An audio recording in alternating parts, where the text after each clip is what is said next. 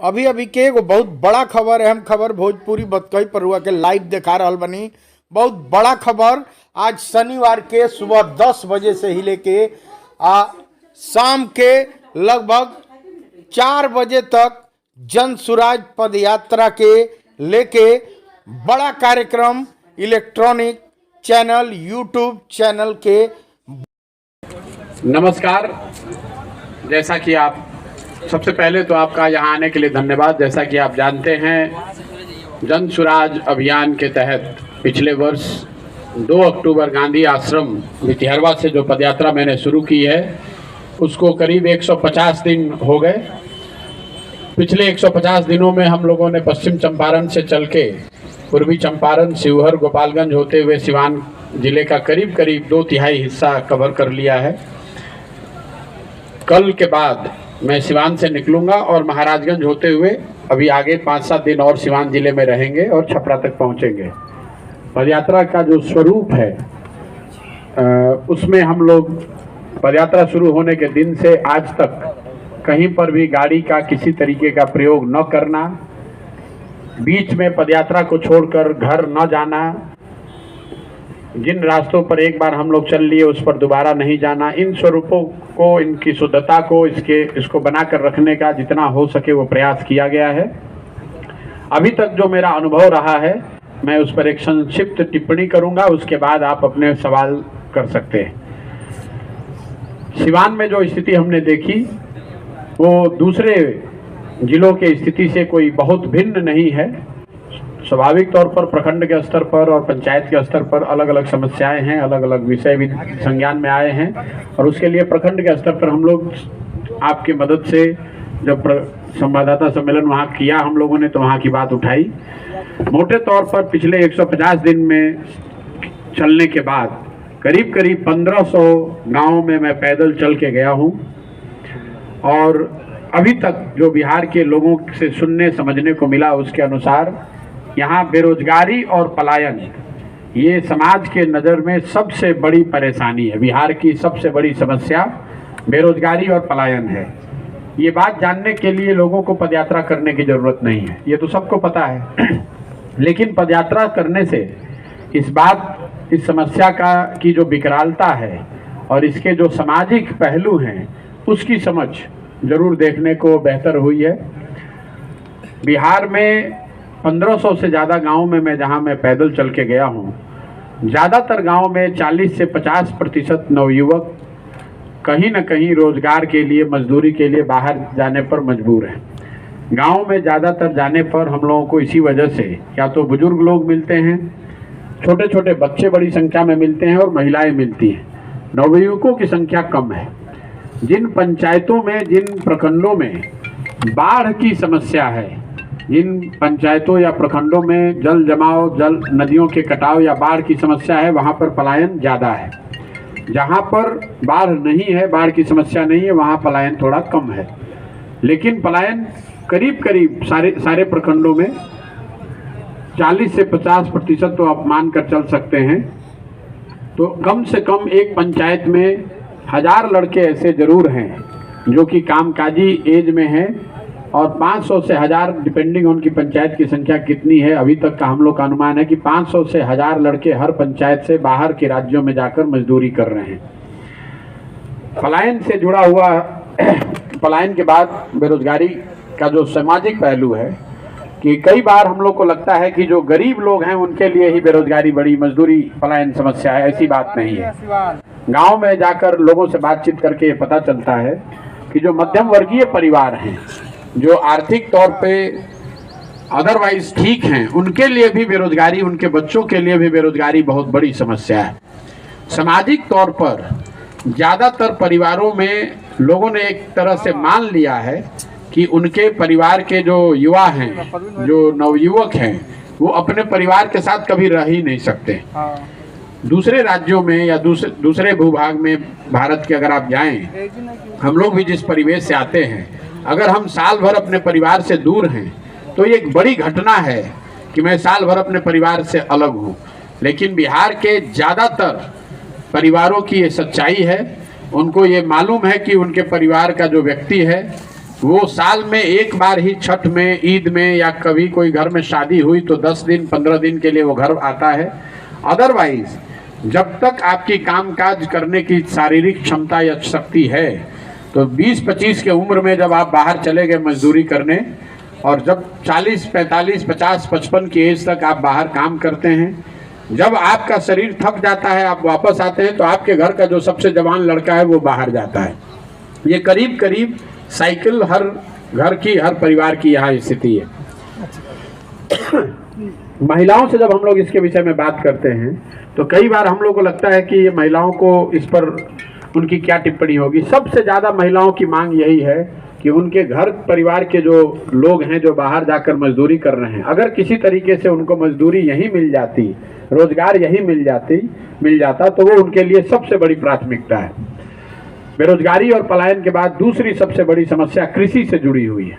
चूंकि बिहार कृषि प्रधान राज्य है, बहुत बड़ी संख्या में लोग कृषि से जुड़े हुए हैं, तो कृषि जो किसानों की यहाँ समस्या है उसको आप तात्कालिक और स्ट्रक्चरल दो भाग में बांट सकते हैं। तात्कालिक समस्या रास्ते में चलते हुए जो लोग बताते हैं उसमें खाद की अनुपलब्धता, यूरिया डीएपी पर जो ब्लैक मार्केटिंग कालाबाजारी हो रही है, खासकर यूरिया को लेकर 266-77 रुपए का यूरिया ज़्यादातर लोगों को 500, 600, 700 रुपए में ही मिला है, और वो भी जब जरूरत थी और जितनी मात्रा में उनको चाहिए थी वो नहीं मिली है। ये समस्या पश्चिम चंपारण और पूर्वी चंपारण के नेपाल से जो सीमावर्ती प्रखंड है वहाँ पर ज़्यादा भयावह है। वहाँ पर यूरिया के लिए लोग 1000, 1200, 1500 रुपए भी देने लोगों को पड़े हैं। खाद बीज के अलावा जो सबसे बड़ी किसानों की समस्या है वो है जल प्रबंधन की। ज़्यादातर प्रखंडों में, सिवान में भी 14 प्रखंडों में लोगों ने ये समस्या बताई है कि उनके पास सिंचाई की सुविधा नहीं है। बिहार में राज्य के स्तर पर 50% से ज़्यादा जमीन, खेती योग्य जमीन ऐसी है जिसमें बाढ़ आने की संभावना रहती है, जो बाढ़ प्रभावित है, और करीब करीब 30-35% जमीन ऐसी है जिसमें कि जिसके सूखा ग्रसित होने की संभावना है। तो किसानों का जो ये पूरा जो जल प्रबंधन है, आधे से ज़्यादा जमीन बाढ़ से प्रभावित है और करीब 1/3 से ज़्यादा जमीन सूखा प्रभावित है। ये एक बड़ी समस्या किसानों के लिए है। इन दोनों के साथ जो किसानों की स्थिति है, खेती किसानी करने वाले लोगों की जो यहाँ हालात है, उसके पीछे सबसे बड़ी जो कारण है वो है यहाँ भूमि सुधार का लागू न होना। बिहार में 60% लोग भूमिहीन हैं। राष्ट्रीय औसत है 38%, मतलब देश में 38% लोगों के पास जमीन नहीं है, बिहार में 60% लोगों के पास जमीन नहीं है।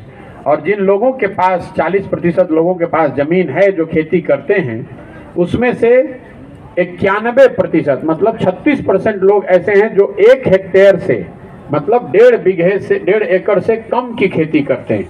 तो बिहार में जो खेती करने वाले लोग हैं, 100 में 96 लोग या तो वो मजदूर हैं खेत में, या वो खाने वाली खेती करते हैं, कमाने वाली खेती नहीं करते हैं। ज़्यादातर लोग इतने छोटे किसान हैं कि या तो वो खेत में मजदूर के तौर पे काम कर रहे हैं, या जो वही फसल उगाते हैं जिससे उनके और उनके बाल बच्चों का पेट भर सके। खेती उनके लिए कमाई का या गरीबी से निकलने का जरिया नहीं है, पेट भरने का जरिया है। सिर्फ 4 से 5% ही किसान ऐसे हैं बिहार में, इस बात को आप आंकड़े को ध्यान से सुन लीजिए, 4 से 5% ही किसान ऐसे हैं जिनके लिए खेती एक तरह से व्यवसाय है या कमाने का जरिया है। बाकी जो लोग खेती से जुड़े हैं, या तो वो खेतिहर मजदूर हैं, या खेती सिर्फ अपना पेट, अपने और अपने बाल बच्चों के पेट भरने के लिए कर रहे हैं। बेरोजगारी, पलायन और खेती के बाद जो सबसे बड़ी समस्या लोगों के नज़र में है वो है शिक्षा व्यवस्था का ध्वस्त हो जाना। पूरे पदयात्रा के दौरान जहां पर भी हम लोग गए हैं, जितने लोगों से मिले हैं, सारे लोगों में करीब करीब इस बात पर सहमति है कि बिहार में शिक्षा व्यवस्था, स्कूली और कॉलेज दोनों शिक्षा व्यवस्था पूरी तरीके से ध्वस्त है। कहीं पर भी बिहार में मुझे लोग ऐसे नहीं मिले जिनका सरकारी शिक्षण व्यवस्था पर भरोसा हो, जो अपने बच्चों के लिए सरकारी शिक्षण संस्थाओं के जरिए अच्छा भविष्य देखते हों। और इसके पीछे जो कारण समझ में आ रहा है कि समता मूलक शिक्षा व्यवस्था बनाने के चक्कर में हर जगह स्कूल खोलने का जो प्रयास किया गया है, तो पूरी जो स्कूली व्यवस्था है, प्राथमिक विद्यालयों की व्यवस्था है, ये उत्क्रमित विद्यालयों और नियोजित शिक्षकों के आधार पर बनाई गई है। ना कहीं नियमित विद्यालय हैं, ना नियमित शिक्षक हैं। जो पहले से प्राथमिक विद्यालय थे उनको कागज पर उत्क्रमित करके मध्य या उच्च विद्यालय बना दिया गया। जो पहले से शिक्षा मित्र थे या जो शिक्षक सहायक के तौर पर थे उनको नियमित शिक्षक के तौर पर मान लिया गया है।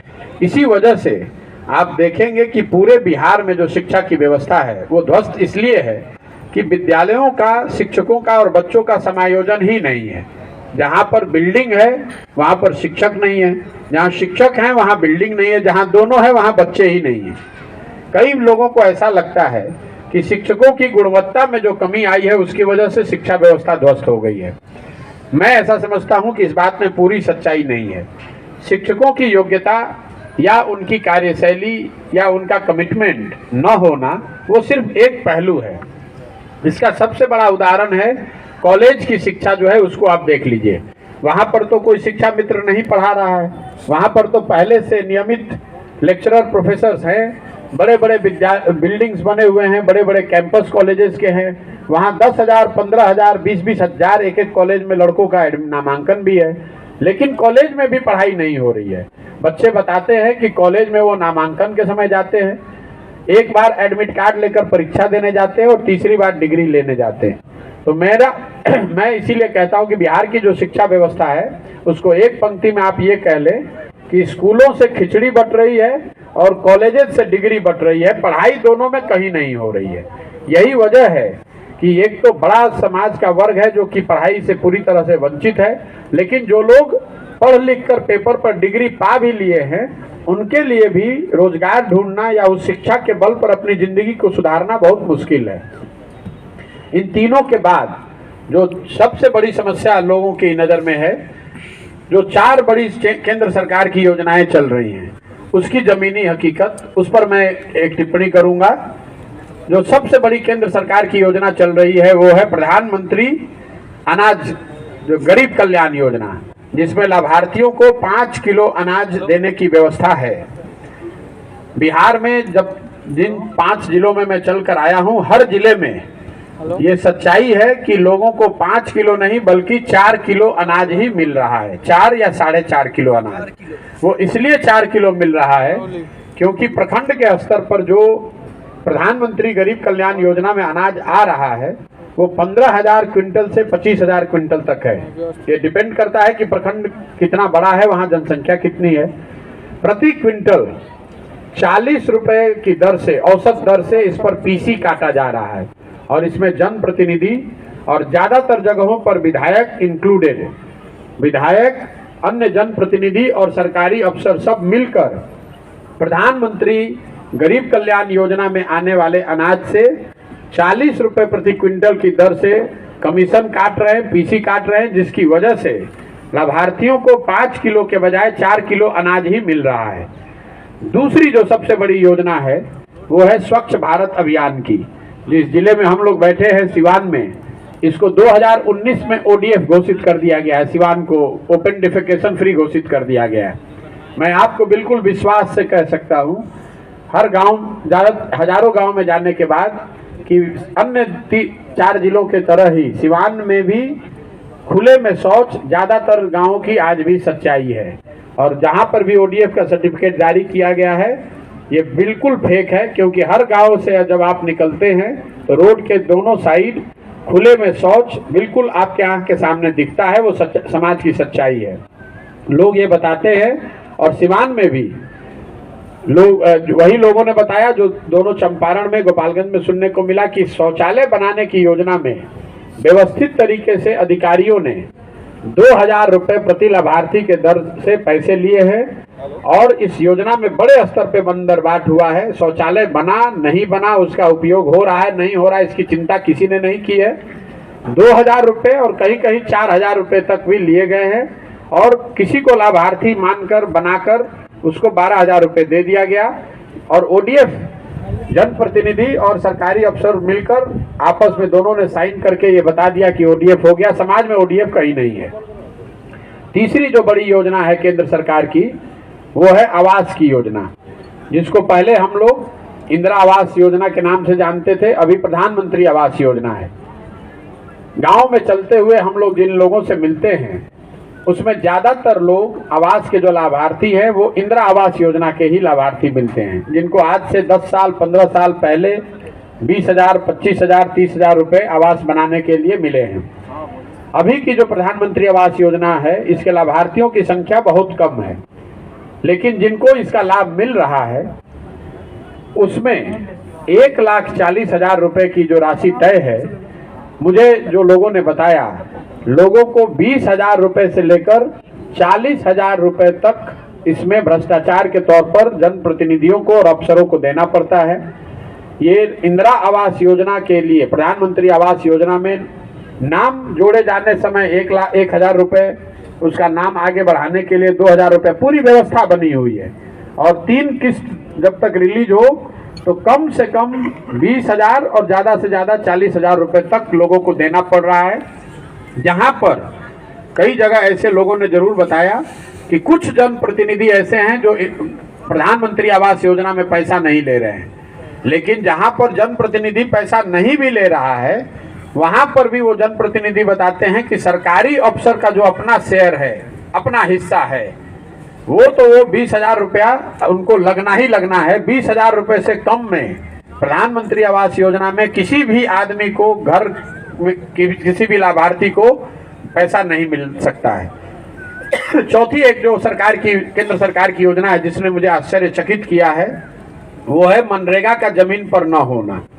मेरी अपनी सोच ये थी कि बिहार जैसे गरीब राज्य में जहां 60% लोग भूमिहीन हैं, जहां मजदूरी और रोजगार के लिए बड़े पैमाने पर लोग दूसरे राज्यों में जाते हैं, मैं जब गांव में जाऊंगा तो बड़े पैमाने पर मनरेगा से जुड़े हुए कार्य या मनरेगा से जुड़े हुए मजदूर काम करते हुए मिलेंगे। मैं अभी 150 दिन से पैदल चलने के बाद मैं आपको बता रहा हूं कि अभी तक मुझे कोई भी मनरेगा का एक्टिव काम जो जमीन पर हो रहा है ऐसा मुझे मिला नहीं। कहीं ये मुझे देखने को नहीं मिला कि ये 5, 10, 20, 25 मजदूर कहीं काम कर रहे हो मनरेगा के अंतर्गत। 1-2 जगह जनप्रतिनिधि ये जरूर बताते हैं, कहीं आंगनवाड़ी केंद्र बना है जो बताते हैं कि ये मनरेगा के अंतर्गत बनाया गया है, लेकिन मनरेगा एक तरीके से समाज ने और यहाँ की राज्य की व्यवस्था ने भुला ही दिया है। पत्रकार बंधु भी आप लोग जो हैं वो मनरेगा को लेकर कोई सवाल ही नहीं करते हैं। अगर आप इसको आंकड़ों में देखेंगे तो आपको पता चलेगा कि बिहार में मनरेगा का यूटिलाइजेशन पिछले साल 39% था। मतलब राज्य के स्तर पर अगर 100 रुपया केंद्र से मनरेगा के तहत आ सकता था तो उसके मुकाबले सिर्फ और सिर्फ 39 रुपये ही आया। 61 रुपया 61% पैसा हम लोग दिल्ली से लेकर ही नहीं आए। सिवान के संदर्भ में यूटिलाइजेशन पिछले साल है 37%। मतलब राज्य के मुकाबले भी सिवान में मनरेगा में जो यूटिलाइजेशन है, मनरेगा का काम है, वो कम है। और जो पैसा यहाँ आया, मनरेगा में पीसी का दर है 40 से 50%। दूसरे किसी सरकारी योजना के मुकाबले लोग बताते हैं कि मनरेगा में जो पीसी का दर है वो ज्यादा है। ये 4 केंद्र सरकार की योजनाओं के बारे में जो जमीन पर देखा वो बताया। इसके बाद मैं आपको 3-4 योजनाएं जो राज्य सरकार की है उस पर टिप्पणी करके अपनी बात खत्म करूंगा। बिहार में जो सरकारी योजनाएं चल रही हैं उसमें 7 निश्चय के अंतर्गत जो बड़ी घोषणाएं की गई थी, पहली जो सबसे बड़ी घोषणा थी वो बेरोजगार युवकों को 18 साल से 35 साल के हर बेरोजगार को सरकार की ओर से 1,000 रुपये मासिक सहायता की बात 2015 में कही गई थी।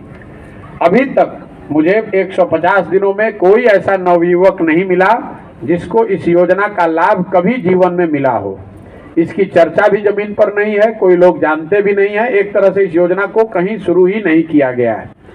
दूसरी जो 7 निश्चय की बड़ी योजना थी वो है स्टूडेंट क्रेडिट कार्ड की।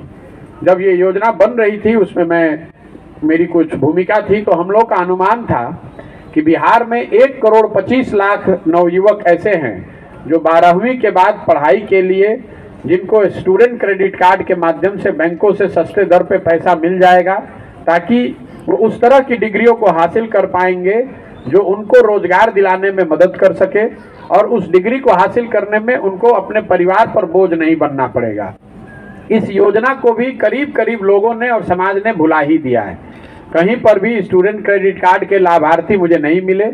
दो चार इक्का दुक्का लोग यदा कदा मिलते हैं जो बताते हैं कि उन्होंने स्टूडेंट क्रेडिट कार्ड में अप्लाई किया है। कुछ लोग ऐसे भी मिलते हैं जिनको स्टूडेंट क्रेडिट कार्ड में फायदा पहले मिला है, अब उनको नौकरी नहीं मिली है, तो इस बात से चिंतित हैं कि उस पैसे को वापस कैसे करेंगे। इन दो योजनाओं के अलावा 7 निश्चय की 2 और योजनाएं हैं जिसकी चर्चा आप लोग करते हैं। पहली योजना है हर घर नल जल की योजना। सिवान जैसे जिले का जो सरकारी रिपोर्ट बताता है कि 81% नल जल योजना चल रही है। मैं पदयात्रा के दौरान जो मैंने देखा उसके आधार पर मैं आपको बता रहा हूं कि 2/3 से ज्यादा, करीब करीब 2/3 नल जल योजना कहीं नहीं चल रही है। पश्चिम चंपारण में ये आंकड़ा मैंने 90% बताया था। 100 में 90% नल जल योजना पश्चिम चंपारण में नहीं चल रही है। पूर्वी चंपारण में, गोपालगंज में और सिवान में कमोवेश 2/3 नल जल योजना काम नहीं कर रही है। या तो योजना ठीक से बनी नहीं, जो बनी तो चली नहीं, या चली तो चल के बंद हो गई। इस योजना में जो तकनीकी खामी है, जो भ्रष्टाचार हुआ है, वो तो अलग बात है। जो सबसे बड़ी समस्या एक और नई खड़ी हो गई है कि जब योजना को बनाया गया तो उसके जमीन के स्वामित्व पर क्लैरिटी नहीं रखी गई। ये योजना जहां किसके जमीन पर बनाया जाएगा, इस बात को लेकर नीचे इतना कंफ्यूजन था कि कई जगहों पर जो वार्ड सदस्य थे उन्होंने अपनी जमीन पर ही इस योजना को बना लिया। तो अब जब वो वार्ड सदस्य हार गए हैं तो अब वो प्रभार ही नहीं दे रहे हैं या उस योजना को चलने ही नहीं दे रहे हैं। तो कई जगह पर ऐसा होता है कि योजना बनी हुई है लेकिन जमीन के स्वामित्व के झगड़े में उस योजना का लाभ समाज को नहीं मिल रहा है। कई जगहों पर लोग ये भी बताते हैं कि जमीन इस लालच में लोगों ने दिया है या उनको इस लालच में उनसे जमीन लिया गया है कि आपके परिवार के किसी सदस्य को नौकरी दे दी जाएगी। अब वो लोग भी उस योजना को नहीं चलने दे रहे हैं कि भाई हमारे परिवार के जब तक आदमी को नौकरी नहीं मिलेगी तब तक हम इसको नहीं चलने देंगे। तो नल जल योजना जो है समाज की नजर में बिल्कुल फेल है जमीन पे। इसके अलावा एक जो और सबसे बड़ी योजना थी 7 निश्चय की, वो थी नालियों गलियों के पक्कीकरण की, जिसकी चर्चा आप लोग नल जल से थोड़ा कम करते हैं। लेकिन 7 निश्चय जब बनाया गया था तो वो उस समय का अनुमान था कि 2015 से 2020 के बीच में 5 वर्ष में इन 7 योजनाओं पर बिहार सरकार 3,25,000 करोड़ रुपए खर्च करेगी। और उसमें सबसे बड़ी योजना थी नालियों गलियों के पक्कीकरण की, जिस पर अनुमान के अनुसार करीब करीब 80,000 करोड़ रुपया खर्च किया जाना था। योजना ये थी कि बिहार के गांव में हर घर से नाली का पक्कीकरण किया जाएगा, नाली ड्रेनेज की व्यवस्था की जाएगी। उन नालियों को लाकर एक बड़ा नाले से जोड़ा जाएगा और उन नालों को, जैसे शहरों में होता है ड्रेनेज की व्यवस्था, उन नालों के ऊपर गलियों का पक्कीकरण किया जाएगा। सच्चाई में, असलियत में ये हुआ है कि गलियों का कहीं पक्कीकरण हुआ नहीं, घरों के नाले बनाए नहीं गए। सड़क के किनारे कुछ बेतरतीब तरीके से बड़े नाले बना दिए गए हैं। उनको घर के पानी निकालने की जो व्यवस्था है उससे जोड़ा नहीं गया है और ना ही इन बड़े नालों से पानी को निकालकर कहीं निस्तारण की व्यवस्था की गई है। परिणाम ये हुआ है कि सड़कों के किनारे बनाए हुए ये बड़े नाले ज्यादातर जगहों पर कूड़ेदान में तब्दील हो गए हैं और जिन लोगों को पानी निकालने की जो समस्या थी, जिसकी वजह से पूरी योजना को सोचा गया था, उनको इसका कोई लाभ मिला नहीं है। इसके अलावा हेल्थ को लेकर मैंने कोई ज्यादा टिप्पणी में अक्सर नहीं करता हूं। उसकी वजह यह है कि ये पूरी जो पदयात्रा है वो ज्यादातर गांव और पंचायत स्तर पर हम लोग करते हैं। अनुमंडल और जिला अस्पतालों में मैं गया नहीं हूं, इसलिए मैं उस पर टिप्पणी नहीं कर सकता हूं। लेकिन गांव में और पंचायत ब्लॉक के स्तर पर, जहां पर sub centre, PHC primary health centre और सीएचसी कम्युनिटी हेल्थ सेंटर या रेफरल हॉस्पिटल का जो कॉन्सेप्ट है, ये बिहार से सिरे से कागज से मिटा दिया गया है। मुझे अभी तक 5 जिलों में कहीं पर भी फंक्शनल सब सेंटर या पीएचसी नहीं मिला है। फंक्शनल मतलब जहां सब सेंटर का, हेल्थ सेंटर का बिल्डिंग हो, डॉक्टर साहब बैठे हों, जहां 100, 150, 50 मरीज हों, ऐसा सब सेंटर मुझे कहीं नहीं दिखा। ज़्यादातर जो व्यवस्था समझ में आ रही है कि स्वास्थ्य सेवाओं के लिए यहाँ के लोग पूरी तरीके से ग्रामीण चिकित्सकों पर आश्रित हैं। जो लोगों को उससे ज़्यादा तकलीफ है वो प्राइवेट सर्विस प्रोवाइडर्स, चाहे वो मोतिहारी आए, सिवान आए, गोपालगंज आए, या जो सीमावर्ती क्षेत्र है वो लोग यूपी जाकर वहाँ पर अपना इलाज कराते हैं। जो पूरी पदयात्रा के दौरान 3 सबसे ज़्यादा सुने जाने वाले शब्द हैं वो है अफसरशाही, भ्रष्टाचार और पीसी। अफसरशाही से परेशान जनता, जो लोग भी मुझे मिलते हैं, चाहे वो गरीब व्यक्ति हो, जनप्रतिनिधि हो, सामाजिक आर्थिक तौर पे रसूख वाले लोग हों, इवन पत्रकार बंधु लोग, समाज का हर वर्ग बिहार में अफसरशाही से परेशान है। अफसरशाही से परेशान जनता, ये दिन में हम लोग को कई बार सुनने को मिलता है।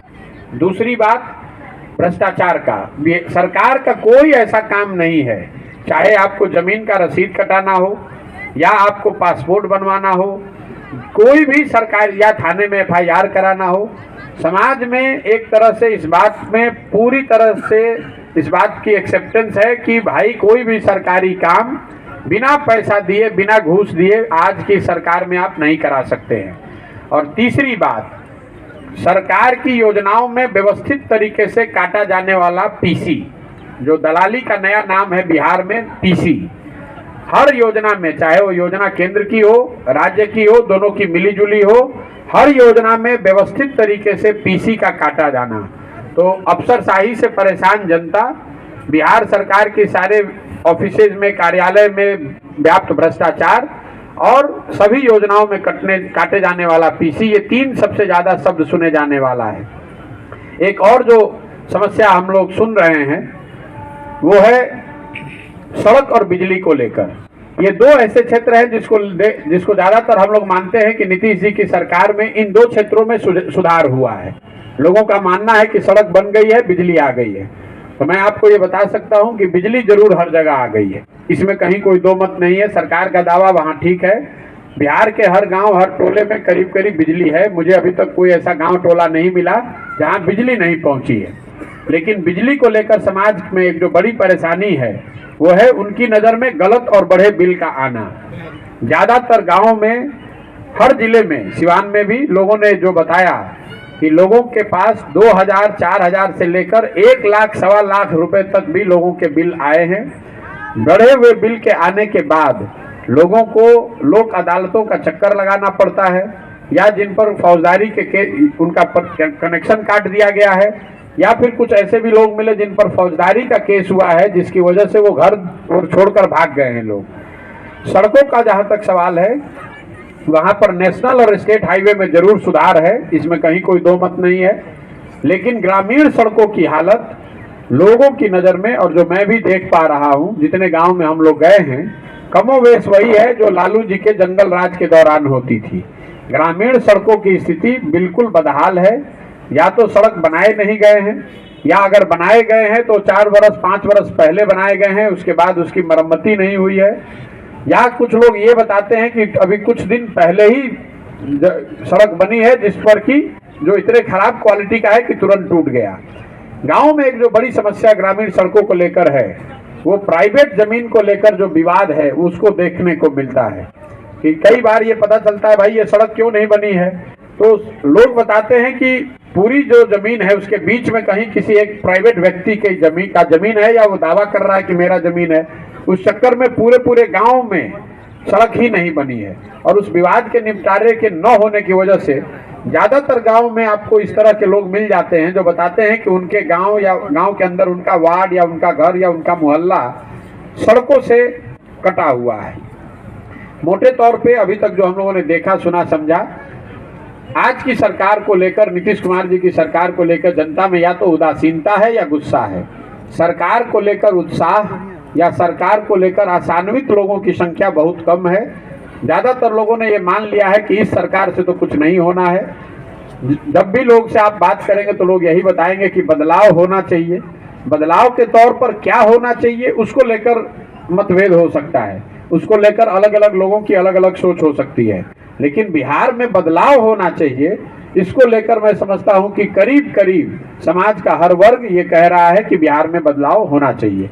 मेरा ये अभी तक का अनुभव रहा है। अब आप अपने सवाल पूछ सकते हैं। बहुत बहुत धन्यवाद। सर बदलाव की बात कर रहे हैं सर, बदलाव आखिर कैसा बदलाव? नीतीश कुमार जी हैं, उसके बाद नीतीश कुमार जब मर्जी तो कभी एनडीए के साथ चले जाएंगे तो कभी महागठबंधन के साथ चले जाएंगे। बीजेपी भी वही है, आरजेडी भी वही है, जेडीयू भी वही है, तो फिर कौन सा बदलाव होगा? नहीं देखिए, अगर आप मेरा नजरिया जानना चाहते हैं, मैंने कहा जनता चाहती है कि बदलाव हो। क्या बदलाव हो ये तो स्पष्ट नहीं है, किस तरह का बदलाव है। जहां तक जनसुराज की अपनी सोच है कि बदलाव किसी, जैसा आपने ठीक कहा, किसी एक व्यक्ति के बदलाव से, एक दल को हटाकर दूसरे दल के लाने से बिहार में बदलाव नहीं होगा। आपको इसके मूल में जाकर समझना होगा कि बिहार में स्थिति है क्यों, आखिर बिहार में ये स्थिति क्यों है। ऐसा नहीं है कि नेता सब खराब है। नेता अगर खराब है भी तो उसको चुनकर लाने वाली तो जनता ही है, और लोग बार बार चुनकर अगर आ रहे हैं तो लोग ये भी नहीं कह सकते हैं कि नेता ने उन्हें ठग दिया है, क्योंकि अगर कोई नेता या दल आपको ठगेगा तो एक बार ठगेगा, 2 बार ठगेगा। अगर 30 साल, 40 साल, 50 साल से आप ठगे जा रहे हैं तो इसका मतलब है कि कहीं ना कहीं आपके समझ में, आपके वोट करने के तरीके में गलती है। तो जनसुराज की सोच ही वही है कि अगर बदलाव होना है तो वो बदलाव समाज के स्तर पर होना चाहिए। सबसे पहले जब तक लोग अपने और अपने समस्याओं और अपने बच्चों के भविष्य से जुड़े हुए मुद्दों पर वोट नहीं करेंगे, तब तक बिहार में बदलाव संभव नहीं है। वो चाहे जिस दल के पक्ष में बदलाव हो, लेकिन ये जरूरी है कि वो बदलाव उन मुद्दों पर हो जिसकी वजह से बिहार की जनता आज त्रस्त है। सबसे ज्यादा परेशानी शिक्षा को लेकर है, सबसे ज्यादा परेशानी रोजगार को लेकर है, सबसे ज्यादा लोग परेशान इसलिए हैं कि खेती किसानी करने वाले किसानों की हालत बदहाल है। लेकिन जब वोट होता है तो वोट शिक्षा पर नहीं होगा, वोट रोजगार पर नहीं होगा, वोट खेती किसानी पर नहीं होगा, वोट होगा जात पर, वोट होगा धर्म पर, वोट होगा भारत पाकिस्तान पुलवामा पर, वोट होगा लालू जी के डर से भाजपा को और भाजपा के डर से लालू जी को। तो ये जो पूरा प्रयास हम लोग कर रहे हैं, यही कर रहे हैं जो एक लाइन में जो बात है कि भाई आपकी जो समस्या है वो आपको मालूम है, वो किसी नेता और दल को बताने की जरूरत नहीं है। आपको ये मालूम है कि आपकी समस्या क्या है, लेकिन आप उन समस्याओं पर वोट कर ही नहीं रहे हैं। आप उन समस्याओं पर, अगर आप बदलाव चाहते हैं तो जो आपकी समस्या है या आपके बच्चों के भविष्य से जुड़ा हुआ जो मामला है उस पर वोट कीजिए, निश्चित तौर पर बदलाव आपको दिखेगा। सर आप जो घूम रहे हैं वो, सर आप मुख्यमंत्री बनने के लिए घूम रहे हैं क्या? नहीं भाई, जब हमने दल ही नहीं बनाया है तो मुख्यमंत्री बनने की कहाँ सी बात है। ये जो अभियान हम लोग चला रहे हैं, मेरी अपनी समझ ये है कि जैसा मैं अभी बता रहा था कि बिहार में अगर सुधार करना है तो जब तक समाज के स्तर पर यह प्रयास नहीं होगा तब तक आप राजनीति में कोई आमूलचूल परिवर्तन नहीं ला सकते हैं। मुख्यमंत्री को बदल देने से या एक दल को हटाकर दूसरे दल को ला देने से अगर बिहार सुधरना होता तो पिछले 50 वर्ष में तो आपने सारे दलों की सरकार देख ली, आपने कितने मुख्यमंत्री देख लिए। 1967 के बाद, 1967 के बाद बिहार ने 30 अलग अलग सरकारें देखी हैं। ऐसा तो आप नहीं मान सकते हैं कि 30 जो मुख्यमंत्री अलग अलग बने वो किसी में क्षमता नहीं थी, किसी की सोच नहीं थी। तो कहीं ना कहीं जब तक आप समाज के स्तर पर इन चीज़ों को नहीं सुधारेंगे, बिहार के लोग जो इन चीज़ों से खुद त्रस्त हैं, इन विषयों पर जब वोट नहीं करेंगे तब तक बिहार को कोई व्यक्ति या मुख्यमंत्री नहीं सुधार सकता है। अगर बिहार को सुधरना है तो लोगों को जिम्मेवारी लेकर अपने विषयों पर, अपने बच्चों के भविष्य पर वोट करना होगा, तभी बिहार सुधरेगा। चुनाव खत्म होता है सर, चुनाव खत्म होता है, उसके बाद से लोग तमाम ये मुद्दे आ जाते हैं कि रोजगार नहीं है, स्कूल नहीं है, दिस जो भी नहीं है। और जब चुनाव का समय आता है तो बड़े लोग, जो भाजपा के बड़े लोग हैं, जिसे मोदी सरकार मान लिया जाए, वहीं से खेल शुरू होता है कि ना राम मंदिर वही बनाएंगे, ये बनाएंगे, वो तो जातिवाद तो वहीं से शुरू होता है। तो आखिर अब ये लोग कितना जागरूक हो पाएंगे? अब मजबूत लोगों के हाथ में टीम है तो नहीं। देखिए, ये जो बात है मजबूत लोगों की, तो मेरा ऐसा मानना है कि लोकतंत्र में जनता से मजबूत तो कोई नहीं है। जहाँ तक ये इल्जाम है कि नेता जो है वो जातिवाद कर रहे हैं या दल जातिवाद कर रहे हैं, ये बात ठीक नहीं है। मैं रोज मन से कहता हूँ, आपको भी कह दे रहा हूँ, बिहार में नेता जात की राजनीति नहीं कर रहे हैं। नेता तो अपने परिवार और स्वार्थ की राजनीति कर रहे हैं। जाति में तो आप और हम फंसे हैं। मान लीजिए कि अभी आपसे पूछेंगे कि जाति की राजनीति कौन कर रहा है, तो बहुत लोग आप में से कहेंगे कि राजद जो पार्टी है वो जाति आधारित राजनीति करते हैं। लालू जी जात की राजनीति कर रहे हैं। मैं रोज मन से कह रहा हूं कि लालू जी जात की राजनीति कर ही नहीं रहे, राजद जात की राजनीति नहीं कर रही है। अगर लालू जी जात की राजनीति करते तो ये कहते कि यादव समाज में जो सबसे काबिल आदमी है वही आदमी बिहार का मुखिया बनेगा और सारे यादव समाज के लोग हम लोग को वोट दीजिए। लालू जी ये तो नहीं कह रहे हैं। लालू जी ये कह रहे हैं कि मेरा लड़का राज्य का मुखिया बनेगा और सारे यादव समाज के लोग आप लोग हमको वोट दीजिए। तो लालू जी तो अपनी राजनीति कर रहे हैं, अपने परिवार अपने बच्चे की राजनीति कर रहे हैं। जाति आपके हमारे दिमाग में है और लालू जी अकेले नहीं है। मांझी जी भी यही कह रहे हैं। कोई पंडित का नेता है तो वो भी यही कह रहा है, कोई कुशवाहा का नेता है तो यही कह रहा है, कोई भूमिहार राजपूत का नेता है, मुसलमान का नेता है तो यही कह रहा है। जो लोग भी बिहार में राजनीति कर रहे हैं वो अपना हित देख रहे हैं, अपने परिवार अपने बच्चे का हित देख रहे हैं। जातियों के चक्कर में आप और हम फंसे हुए हैं और इसीलिए जो ये पूरा अभियान है वो यही है कि घर घर जाकर हम लोगों को बता रहे हैं कि अगर नेता अपने बच्चे की चिंता कर रहा है तो आपको भी अपने और अपने बच्चों की चिंता करनी पड़ेगी। आप अगर अपने बच्चों की चिंता नहीं करेंगे और आप जात के आधार पर, धर्म के आधार पर, पुलवामा और पाकिस्तान चाइना के आधार पर अगर आप वोट करेंगे तो स्वाभाविक तौर पर आप अपने बच्चों की शिक्षा और रोजगार की व्यवस्था को सुधार नहीं पाएंगे। सर आप लगभग 150 दिनों से पद यात्रा कर रहे हैं और बार बार बिहार में आप परिवर्तन की बात कर रहे हैं कि बिहार में परिवर्तन हो। आपके नजरों में परिवर्तन का विकल्प कौन सी पार्टी है जिसको बिहार की जनता सपोर्ट करे? क्योंकि आपको लेकर के बिहार की जनता में विश्वास पैदा हो गया। मैं आपको जो बता रहा हूं ये बात आप समझिए। राजनीति जो है वो समाज का आईना है। आप कह रहे हैं कि किसको वोट करें, मैं कह रहा हूं कि आपको सबने ठगा है। आपने कांग्रेस को वर्षों तक वोट दिया तब भी बिहार गरीब था। उसके बाद आपने लालू जी को 15 साल बनाया तब भी आपकी हालत नहीं सुधरी। 17 साल से नीतीश कुमार भाजपा के साथ सरकार चलाए तो भी स्थिति नहीं सुधरी। तो आप किस पर भरोसा करेंगे? जिस राज्य को सब दलों ने, सारे नेताओं ने एक तरह से न सुधर पाने वाला राज्य मानकर छोड़ दिया है, उस राज्य को सुधारने की काबिलियत और जिम्मेवारी दोनों ही बिहार की जनता की है। जो आप कह रहे हैं किस दल को बनाइए, मैं कह रहा हूँ हर आदमी कह रहा है विकल्प चाहिए, तो मैं कह रहा हूँ कि जो विकल्प बनाना चाहते हैं वो साथ में आए और मिलकर विकल्प बनाएं। जनता का विकल्प बने और उस पर सब लोग मिलकर उसको उसको चुने। पद यात्रा की मंजिल क्या होगी? आप अपना पार्टी बनाइए। आप वही हम बताएं कि क्यों शुरू किया गया है ये पद यात्रा। अगर आप एक एक करके मंजिल, आप विभिन्न दलों को अपनी सेवा दे चुके हैं, देश के माने जाने रणनीतिकार हैं और बिहार की जनता आप पर क्यों विश्वास करे?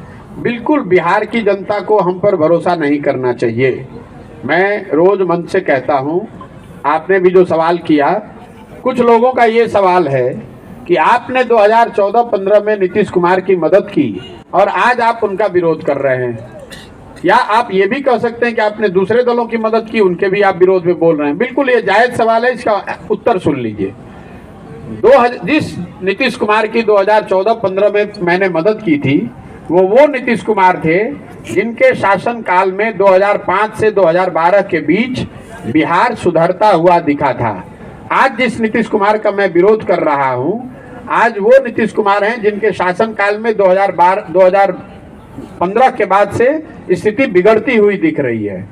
जिस नीतीश कुमार की 2014-15 में मदद की गई थी वो जदयू के नेता थे जो चुनाव नहीं हारे थे, लेकिन उन्होंने राजनीतिक मोरालिटी के आधार पर पद से इस्तीफा दिया था।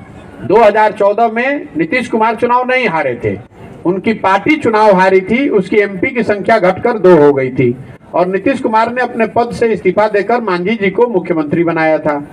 आज वही नीतीश कुमार हैं, वो चुनाव 2020 में हार गए हैं।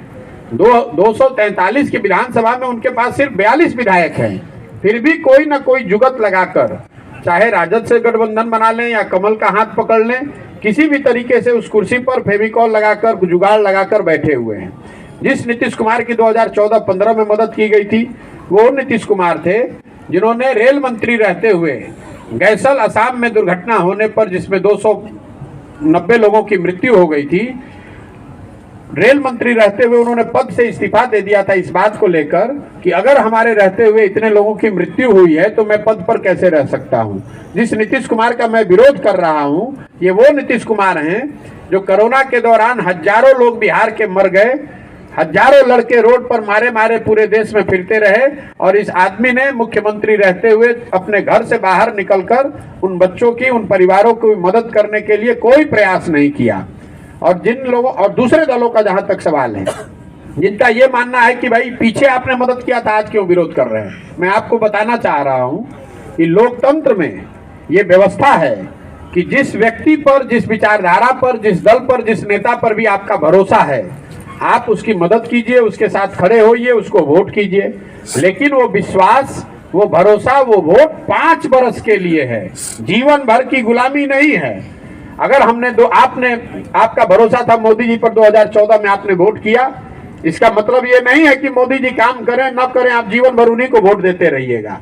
नीतीश कुमार जब उन कुशल प्रशासक, एक सही नेता के तौर पर दिखे तो उनकी मदद की गई। आज जब वो उनका प्रशासनिक जो कार्यकलाप है वो सही नहीं है, राजनेता के तौर पर सबसे ज्यादा दल बदलू नेता के तौर पर उनकी छवि है, समाज में एक मानवीय जो चेहरा है नीतीश कुमार का, यहीं आपके बगल के जिले छपरा में 70 परिवार उजड़ गए, शराबबंदी के अवैध शराब से उनकी मृत्यु हो गई, और नीतीश कुमार अपने जेब में हाथ डालकर विधानसभा में कह रहे हैं कि जो पिएगा वो मरेगा। तो ऐसे आदमी का विरोध क्यों नहीं होना चाहिए। हमने उनकी 14-15 में मदद की थी, उनके लिए बंधुआ मजदूरी नहीं लिखा था। सर एक छोटा सा सवाल, क्या मुख्यमंत्री का चुनाव डायरेक्ट जनता को करना चाहिए? लगता है कि सारे नेता जो आज के नेता हैं, उन्होंने लोकतंत्र को बिल्कुल एक मजाक बना कर रख दिया है। नहीं, देखिए, नेता जो है, नेता या दल का जो हम लोग शिकायत करते हैं, उसके लिए कहीं ना कहीं मूल में तो जनता ही जिम्मेवार है। दल और नेता स्वयं को नहीं चुनते हैं, वो तो अपने हित में अपना प्रयास कर रहे हैं। चुनना और नहीं चुनना वो तो आपके हमारे हाथ में है। अगर आपका बच्चा बेरोजगार बैठा हुआ है, आप महंगाई से परेशान हैं, इसके बावजूद आप जाकर पुलवामा के नाम पर और चाइना के आधार पर वोट देते हैं, तो गलती आपकी है या मोदी जी की है? गलती आपकी है। सर एक सवाल छोटा सा, क्या मुख्यमंत्री का चुनाव भी जनता डायरेक्ट होना चाहिए, डायरेक्ट चुने? नहीं, पार्लियामेंट्री व्यवस्था जो है, पार्लियामेंट्री व्यवस्था जो अभी है संविधान में, वो बिल्कुल ठीक है, इसमें मेरा पूरा विश्वास है, उसमें कोई दिक्कत नहीं है। जरूरत इस बात की है कि जनता सही मुद्दों पर वोट करे। देखिए, अगर कल बिहार में शिक्षा पर वोट होने लगे, कोई भी दल चुनकर आएगा तो शिक्षा की व्यवस्था सुधर जाएगी, आज के मुकाबले बेहतर हो जाएगी। क्योंकि अगर जनता में चर्चा ही सिर्फ शिक्षा की होगी तो हर दल को सही या गलत, झूठा या सच्चा, कुछ न कुछ तो शिक्षा पर उसको बोलना पड़ेगा। मैं आपको उदाहरण दे रहा हूँ, तेजस्वी यादव ने झूठ ही सही, लेकिन ये कहा कि मैं जब जीत कर आऊंगा तो 10 लाख रोजगार दे दूंगा। वो बिल्कुल झूठी बात थी। उस आदमी को ना उसने कभी कुछ सोचा था ना उसको देना था। लेकिन अगर उस व्यक्ति ने झूठी बात कह दी तो भी इसकी चर्चा तो रोज चल रही है कि दीजिएगा कि नहीं दीजिएगा, कब दीजिएगा। उनको भी जवाब देना पड़ रहा है कि हम दे रहे हैं। मेरा जो प्रयास है कि पहले समाज इन 3 मुद्दों पर आए। जो वोट है, आप चाहे जिस दल को भी दीजिए, आप दीजिए शिक्षा पर, आप दीजिए रोजगार पर, और आप दीजिए अपनी गरीबी को दूर करने के लिए। जिस दिन आप अपने और अपने बच्चों के भविष्य पर वोट करने लगेंगे, बिहार में सुधार की शुरुआत वहीं से हो जाएगी।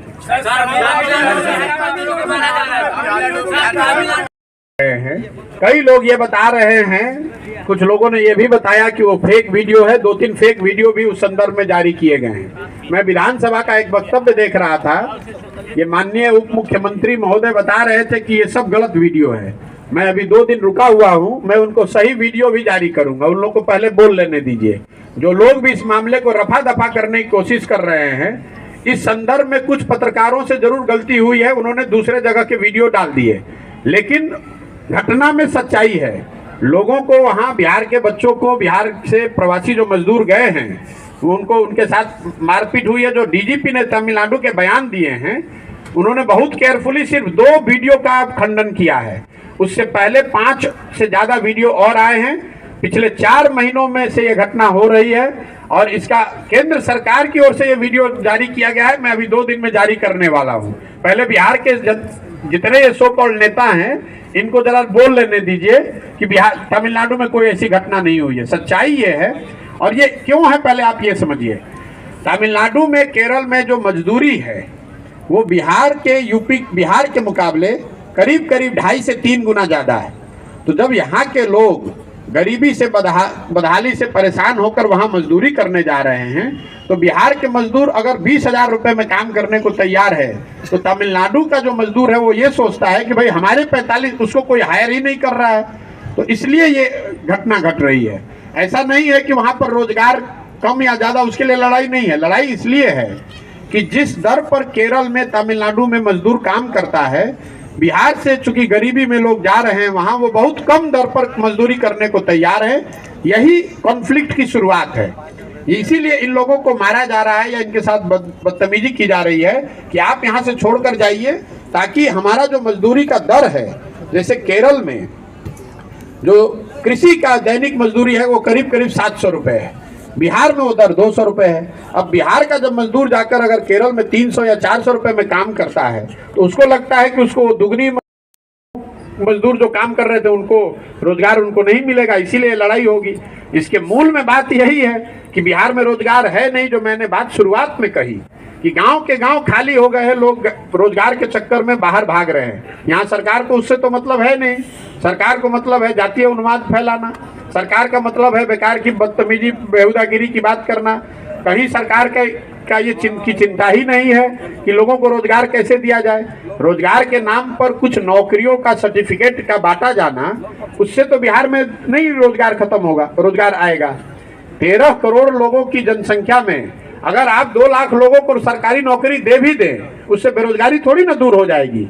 सरकार के पास बेरोजगारी को दूर करने के लिए कोई प्लान है ही नहीं, तो होगा कैसे?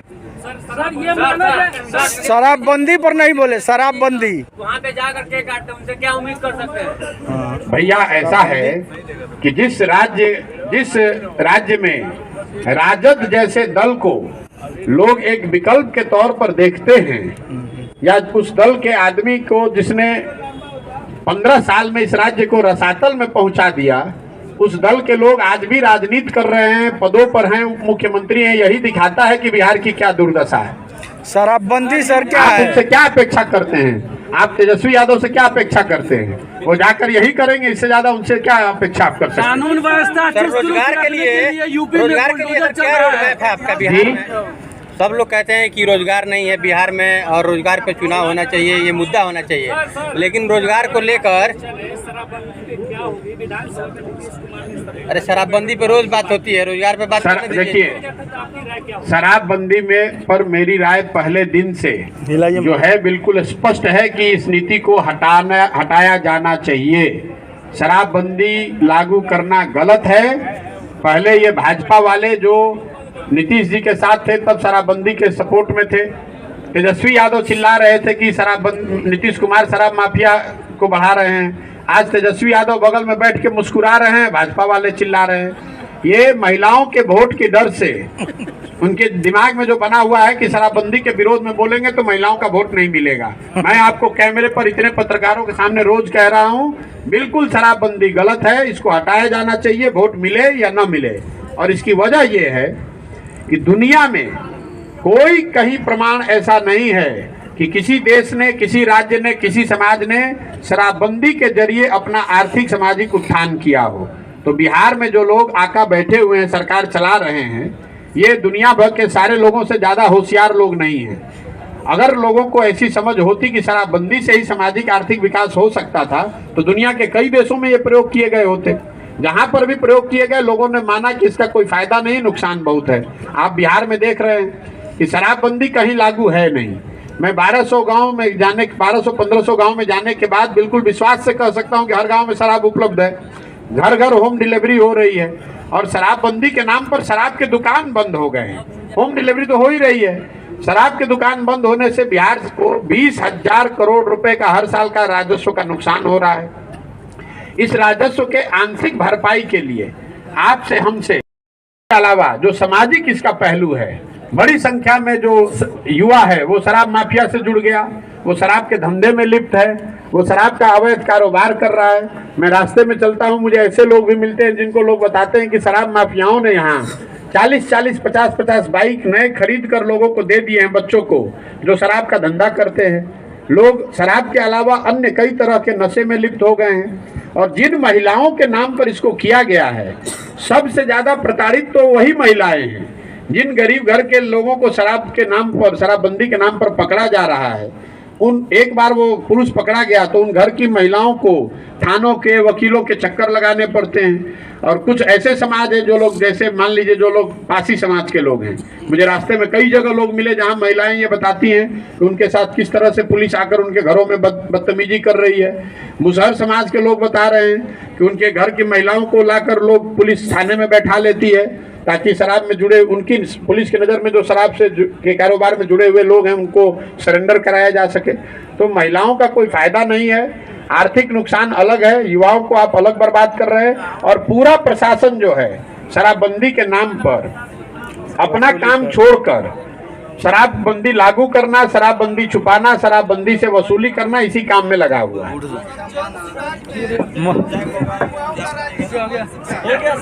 जन सुराज में युवाओं का राजनीतिक भविष्य क्या है, ये मैं इतना ही आपको कह सकता हूं कि जन सुराज दल तो अभी है नहीं, लेकिन जन सुराज में अभियान के तहत जो युवाओं को राजनीति में आना है और सकारात्मक प्रयास करके अपनी राजनीतिक करियर की शुरुआत करनी है, उसके लिए क्लब की जो व्यवस्था की गई है, हर वो युवा जो राजनीति में आकर चुनावी राजनीति में अपने लिए जगह बनाना चाहता है, उसके पास ये अवसर है कि वो जन सुराज का हिस्सा बने, अपने गांव, अपने पंचायत में क्लब के जरिए अपनी पहचान बनाए, अपनी समाज की मदद करे, जन सुराज के सहयोग से, जन सुराज के संसाधन के का उपयोग करके समाज में अपने लिए जगह और पहचान बनाए और कल होकर चुनावी राजनीति में अपनी एक भूमिका बना सके।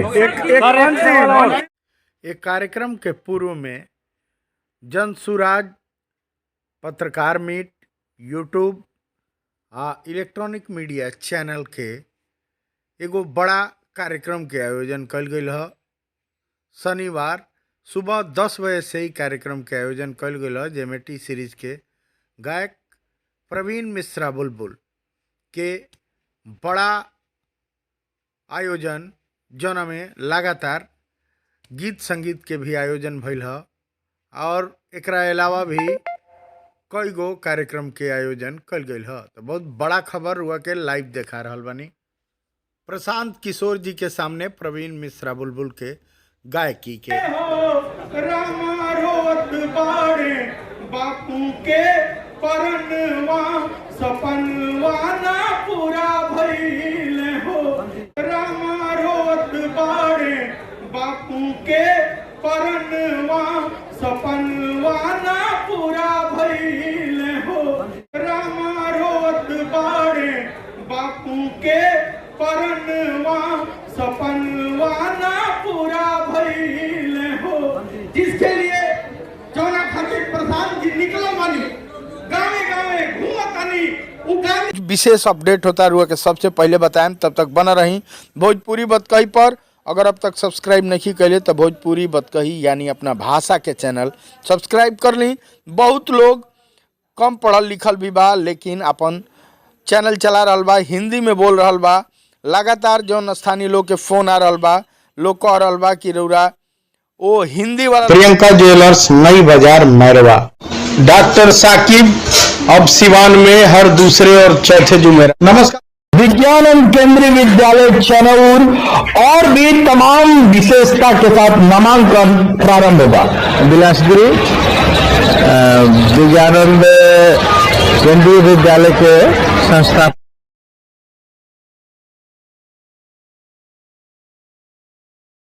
शिव त्रिशक्ति होलिस्टिक सेंटर विशेष यू मैरी क्रिसमस। अगर किसी भी प्रकार का हीलिंग एनर्जी चाहिए, किसी भी असाध्य रोग से आप ग्रसित हैं, if you totally believe your self, can you change your mind and your self. आपको मैं बता दूं कि शिव शक्ति होलिस्टिक एनर्जी के थ्रू आप हर तरह के असाध्य रोगों को समाप्त कर सकते हैं। शिव शक्ति त्रिशक्ति होलिस्टिक सेंटर से आप हर प्रकार की सहायता प्राप्त कर सकते हैं, दान दे सकते हैं, जागृत पारद शिवलिंग का दर्शन कर पुण्य का भागी बन सकते हैं, अपनी जिंदगी का सारा पाप समाप्त कर सकते हैं। तो शिव शक्ति त्रिशक्ति